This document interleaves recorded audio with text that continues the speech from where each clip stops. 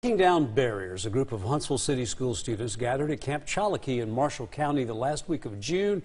They were brought together by different organizations. The goal here was to tackle some of the issues created by the Huntsville City Schools plan to get out from under a federal desegregation order. WHNT News 19's David Kumbroch takes us there. It's camp season, and all is as it should be here at Camp Chalakee. June tags in July as kids navigate past the halfway point of their summer.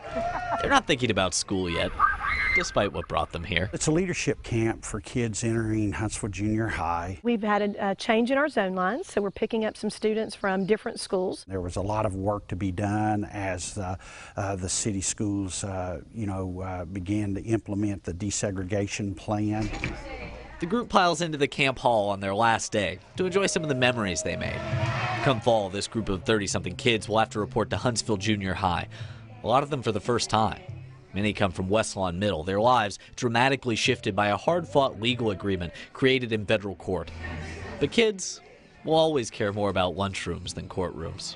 They've got enough to worry about. I think all of us can relate to the fact that the transition between elementary school and middle school or junior high, that's a complex time. It's all new to them. That's Patrick Wynn of the Boys and Girls Club of North Alabama. He works with a lot of the kids who will move from West Lawn. He says most of what he hears has to do with who knows who, with concerns about making friends out of classmates. Though even those pure desires can be complicated by issues that feel 1,000 miles away at this camp. I have heard some kids say, well, they don't want us over there. And I think that comes because the kids watch the news, they pay attention to some of the things that adults are saying.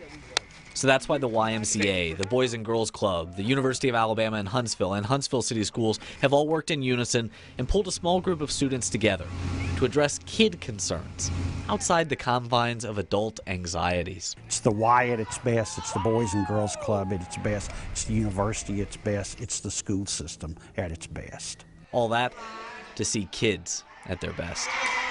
David Kumbroch, WHNT News 19. We wanted to set the stage for the camp by talking to some of the adults who organized it, but the people who you really need to hear from, they're the kids, and we will introduce you to a few of them coming up on WHNT News 19 at 6. You will not want to miss their perspective.